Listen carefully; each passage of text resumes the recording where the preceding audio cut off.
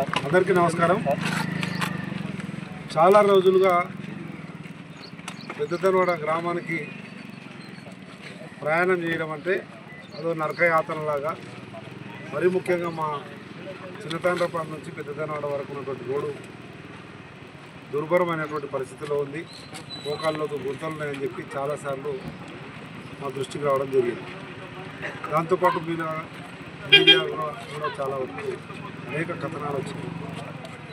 కాకపోతే దురదృష్టం ఏంటంటే మొన్నటి ఎన్నికల్లో కాంగ్రెస్ పార్టీ ఇక్కడ ఓడిపోవడం, గెలిచిన టీఆర్ఎస్ పార్టీ ఎమ్మెల్యే కానీ ఎమ్మెల్సీ కానీ నియోజకవర్గ ప్రజల గురించి కానీ, ఈ ప్రాంత అభివృద్ధి గురించి కానీ, ఈ ప్రాంత ప్రజల సంక్షేమం గురించి కానీ ఏమాత్రం పట్టించుకోకుండా కర్నూలులో ఒకరు, హైదరాబాద్లో ఒకరు నివాసం ఉండే దురదృష్టకర పరిస్థితులలో అధికారంలో ఉంది పార్టీ కనుక గౌరవ ముఖ్యమంత్రి రేవంత్ రెడ్డి గారు ఇచ్చినటువంటి చనువు అనుకోండి, వారు ఇచ్చినటువంటి స్వేచ్ఛ వల్ల ప్రభుత్వ అధికారులతో మాట్లాడి అక్కడో ఇక్కడో కాస్తో కూస్తో అభివృద్ధి కార్యక్రమాల్లో పాల్గొంచుకునే అవకాశం దొరికింది. దాంట్లో భాగంగానే ఈరోజు అధికారులతో మాట్లాడి దాంతోపాటు గ్రామానికి సంబంధించిన వీళ్ళందరూ కూడా శ్రమదానంలాగా వాళ్ళు కూడా సొంతంగా డబ్బులు వేసుకొని మా అందరి సహకారంతో ఈరోజు రోడ్ను గుంతలు పూడ్చడం అయితే జరిగింది.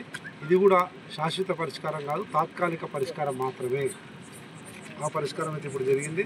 మిగతా ఏదైతే కొద్ది భాగం ఉందో అది కూడా రేపే పూర్తి చేసి ఈ 2 రోజుల రోలర్ కొట్టి రోడ్ను ఒక పరిస్థితికి తీసుకొచ్చి ప్రయాణం అయితే సుభిక్షంగా ఎటువంటి ఇబ్బందులు లేకుండా, లేదంటే ప్రమాదాలు జరగకుండా చూసుకునే బాధ్యత మాది అని చెప్పి తెలియజేస్తాను. దాంతోపాటు రేపు రాబోయే బడ్జెట్లో తప్పకుండా ఐజా నుంచి పెద్దదనవాడ వరకు బీటీ రోడ్డు కూడా ప్రపోజల్ పెట్టినాము. వీలైతే త్వరలో అది కూడా శాంక్షన్ తీసుకొచ్చే అవకాశం ఉంది, తప్పకుండా తీసుకొస్తాం. దాంతోపాటు పెద్దదనవాడ గ్రామ ప్రజల విజ్ఞప్తి మేరకు ఇప్పుడు ఇందిరమ్మ ఇళ్ళన్నీ కూడా దర్శించడం లేదు. మొత్తం ఊరు మొత్తం తిరిగి ఇందిరమ్మ ఇళ్ళని సందర్శించి వాళ్ళకు వచ్చినటువంటి చెక్కులు సంతోషంగా ఉంది. 5 మందికి చెక్కులు వచ్చినాయి, 13 ఇళ్ళు వచ్చినాయి, ఇంకా 30 వరకు రావాల్సిన అవసరం ఉంది. అవి కూడా కట్టుకుంటాం, చేస్తామని అందరూ కూడా ముందుకు వచ్చిన సందర్భంలో చాలా సంతోషం అనిపించింది. గ్రామంలో పరిస్థితి చూస్తే వాటితో పాటు సన్నబియ్యం కానీ, మొన్న వచ్చినటువంటి రైతు భరోసా కానీ, రేషన్ కార్డు కానీ, ఇందిరమ్మ ఇల్లు కానీ, ఈ రకంగా అనేక సంక్షేమ కార్యక్రమాలు. బస్సు లేదన్నారు, ఇప్పుడే డిఎంతో మాట్లాడి రిప్రజెంటేషన్ ఇవ్వడం జరిగింది.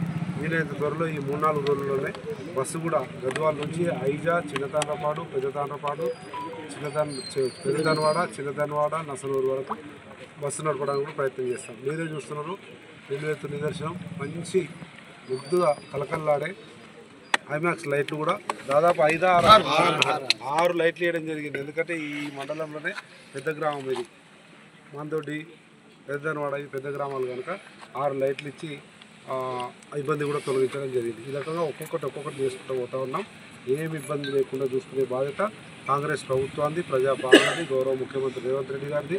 ఆ అధికార పార్టీలో ఉన్నా కనుక దురదృష్టవశాత్తు ఓడిపోయినప్పటికీ ఈ ప్రాంత ప్రజలకు సేవ చేయాలనేటువంటి ఆలోచన, ఆతృత ఇంకా ఉంది కనుక తప్పకుండా అభివృద్ధి సంక్షేమ కార్యక్రమాలు వీలైనంత ఎక్కువ అమలు పరుస్తామని చెప్పి తెలియజేస్తూ, ఇంకోటి యూరియా గురించి చాలా పెద్ద ఎత్తున అనేక మందికి ఆందోళన కలిగించే అంశంగా దాపరించింది. కానీ దానికి కారణము రాష్ట్ర ప్రభుత్వము ఇంతకు ముందెన్నడూ లేని విధంగా, చరిత్రలో కనివిని ఎరగని విధంగా వరి పండించుతూ తర్వాత ఈ దిగుబడి మొత్తం అన్ని పంటలు కలిపి దిగుబడి పెరిగింది.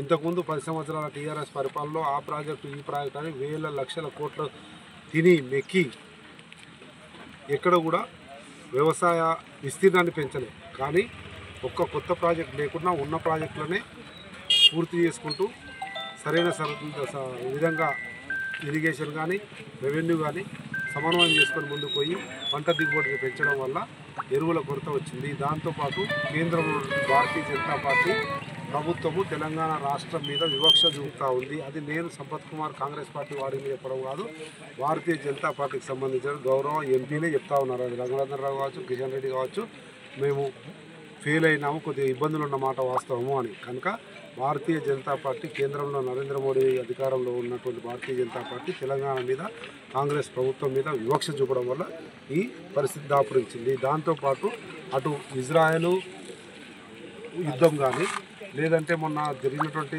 ఆపరేషన్ సింధూర్లో చైనా నుంచి రావాల్సినటువంటి ఎరువులు రాకపోవడం, ఈ రకమైనటువంటి కొన్ని సాంకేతిక కారణాల వల్ల ఎరువులకు ఇబ్బంది అయింది. 2 రోజుల నుంచి నేను కలెక్టర్తో మాట్లాడుతూ ఉన్నా. రాజోల్ మండలం మార్కెట్ చైర్మన్, వైస్ చైర్మన్ కూడా చెప్పారు రాజోల్ మండలం కొద్దిగా ఇబ్బంది ఎక్కువ ఉందని, ఎందుకంటే వరి ఎక్కువ వేసారని. రాజోల్ మండలం ఈరోజు ఒక వ్యాగన్ వచ్చింది. తప్పకుండా ఈ 2 రోజుల్లో ఈ యూరియా 3 బండ్లు వచ్చినాయి. యూరియా సమస్య తీర్చడానికి ప్రయత్నం చేస్తాం. ఎవరు కూడా ఆందోళన చెందాల్సినటువంటి అవసరం లేదు. కొంతమంది పాత పిఎస్సిఎస్ చైర్మన్లు అక్కడక్కడ ఏదైతే బ్లాక్ చేసే ప్రయత్నం చేస్తారో దాన్ని కూడా అధికారులతో మాట్లాడి సమీక్షించి ఎక్కడ కూడా బ్లాక్ చేసే పరిస్థితి లేకుండా సమర్థవంతంగా రైతులకు అందడానికి ప్రయత్నం చేస్తాం. ఇంకా ఎట్లయితేనే ఉంది, ఎవ్వరు కూడా ప్రజలు కానీ, రైతులు కానీ, యువకులు కానీ ఎవరు కూడా ఆందోళన చెందాల్సిన అవసరం లేదు. అది రవాణా సౌకర్యం కానీ, రోడ్లు కానీ, లైట్లు కానీ, ఇందిరమ్మ ఇల్లు కానీ, లేదంటే సన్నబియ్యం కానీ, లేదంటే బస్సు, ఉచిత బస్సు, ఇటువంటి అన్ని కార్యక్రమాలు కూడా సజావుగా జరుగుతాయి. రేపు రాబోయే రోజుల్లో కూడా జరగబోయే స్థానిక సంస్థల ఎన్నికల్లో కూడా ప్రజాప్రభుత్వం రేవంత్ రెడ్డి గారి నాయకత్వంలోని కాంగ్రెస్ పార్టీని ఆశీర్వదించండి.